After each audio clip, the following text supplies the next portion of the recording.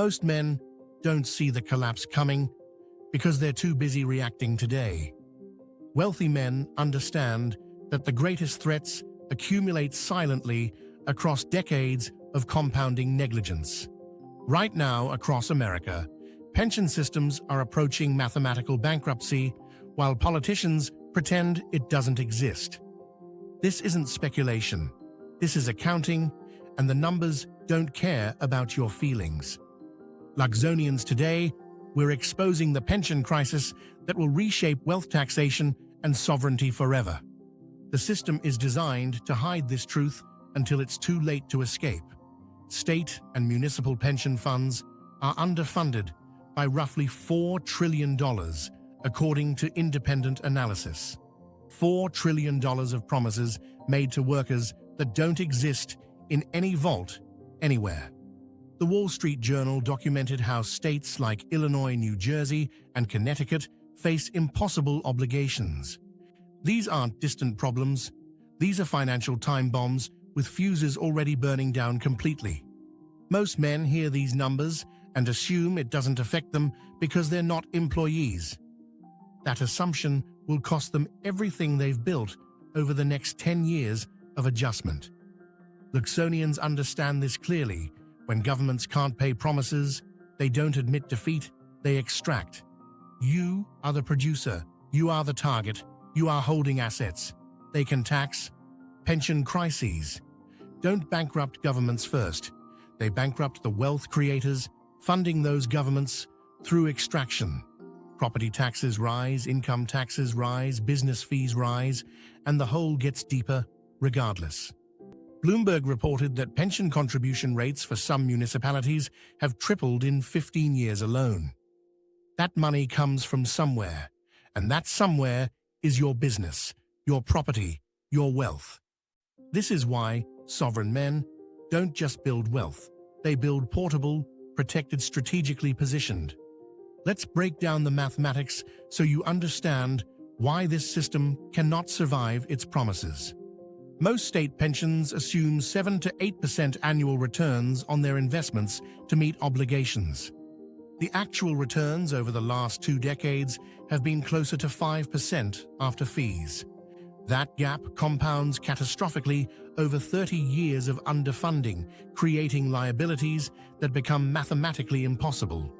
Meanwhile, life expectancy increases, meaning retirees collect for longer than the system was designed to support. Fewer workers contribute to support more retirees, living longer than anyone projected in original calculations. The Pew Charitable Trusts documented that state pension funding ratios dropped below 70% nationwide.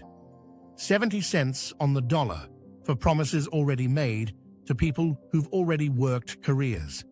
Now here's where this becomes your problem, even if you never worked for government. When pension funds collapse, governments have exactly 3 options: cut benefits, raise taxes, or default. Cutting benefits triggers lawsuits and political suicide, so that option gets delayed until absolute collapse. Default triggers constitutional crises and credit downgrades that make borrowing impossibly expensive for decades after. That leaves one viable path: extract more from the productive class until they leave or collapse. High-value men, business owners, real estate investors, you're not just taxpayers, you're the last pool. Your property taxes fund pension shortfalls, your income taxes subsidize promises, your business absorbs regulatory costs. This is why migration patterns among high-net-worth individuals have accelerated dramatically in 5 years. Wealthy men are quietly repositioning from high-tax pension crisis states to jurisdictions with sustainable structures. Florida, Texas, Tennessee, states with no income tax and better managed liabilities have seen explosive growth. This isn't coincidence. This is rational capital redeployment away from systems approaching mathematical failure towards stability. The Luxona principle here is simple: you cannot save a system designed to consume you. Loyalty to a state that views you as an ATM is financial self-destruction disguised. Sovereign men understand that governments don't earn loyalty, they earn residency through competent stewardship of resources. Let's talk about what this means for your real estate portfolio and why property becomes liability. Property tax is the most direct mechanism for extracting pension shortfall funding from immobile wealth holders. You can move your body, you can move your business, but your buildings stay exactly there. Illinois property taxes have increased 40% in some counties over 15 years to cover obligations. New Jersey homeowners pay the highest property taxes in America, directly funding pension systems $100 billion underfunded. If you own commercial real estate in pension crisis states, you're holding an asset with rising costs. That's not investment. That's a slow-motion wealth transfer from your balance sheet to a collapsing system. Smart men don't panic. They analyze, anticipate, and reposition capital before the herd recognizes the pattern. Panic is poverty consciousness, strategic repositioning is wealth consciousness, and the difference is everything over decades. This isn't about fear. This is about understanding incentive structures and making rational decisions with information. Governments in pension crisis will become increasingly hostile to capital accumulation because they need your capital. Expect higher taxes, new wealth taxes, aggressive audits, and creative fee structures designed to extract maximum revenue. California has already floated wealth tax proposals that would tax residents even after they leave. That's not governance, that's desperation. And desperation makes bad law that punishes success and drives talent. Luxonians, here's the wealth psychology lesson embedded in this entire crisis that most men will miss. The pension crisis isn't just a financial problem, it's a clarity test separating sovereign thinkers from dependent. Dependent thinkers believe the system will self-correct because they need it to self-correct. Sovereign thinkers study the math, accept the reality, and make moves based on what is. Hope is not a strategy. Hope is what poor men use when they refuse to face truth. You are either positioned ahead of systemic collapse or you're positioned to be consumed by it. There is no neutral ground when trillion-dollar liabilities come due and governments start hunting capital. Let's get practical about what smart men are doing right now without providing specific financial advice. They're auditing their tax exposure across all jurisdictions and understanding exactly where their liabilities concentrate geographically. They're diversifying not just asset classes, but political jurisdictions, so no single government controls their net worth. They're building businesses with geographic flexibility so they can relocate operations without destroying enterprise value completely. They're converting illiquid local real estate into liquid global assets that can move faster than tax policy. They're building relationships with advisors who understand wealth migration, international structures, and sovereign personal planning at scale. They're treating their domicile as a strategic business decision, not an emotional attachment to geography or nostalgia. This is the difference between wealthy men and rich men that most people completely fail to understand. Rich men have money, wealthy men have optionality, mobility, and systems that survive government incompetence and collapse.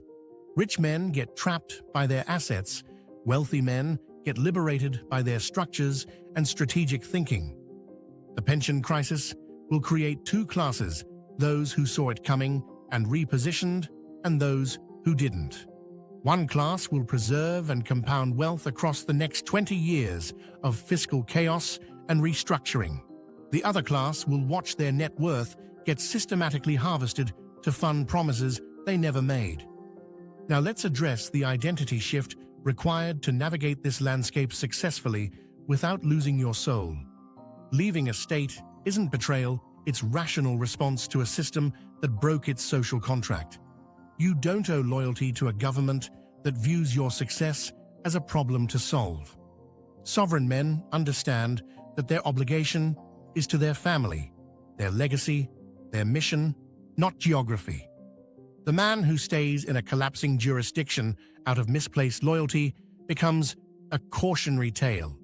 The man who moves strategically becomes a model for how intelligent capital responds to incentive structures shifting. This isn't about running from problems. This is about refusing to subsidize systemic incompetence with your work. You didn't create the pension crisis. You're not responsible for fixing it through personal financial sacrifice. Politicians made promises they couldn't keep. Unions negotiated benefits that weren't sustainable, and actuaries got ignored. That's not your problem to solve by staying and paying more every year until you're drained. Your problem to solve is building wealth that survives government failure, economic restructuring, and fiscal chaos. That requires clear eyes, hard truth, and the courage to make unpopular decisions based on mathematics. Let's talk about what happens when the pension crisis reaches critical mass and governments have no options.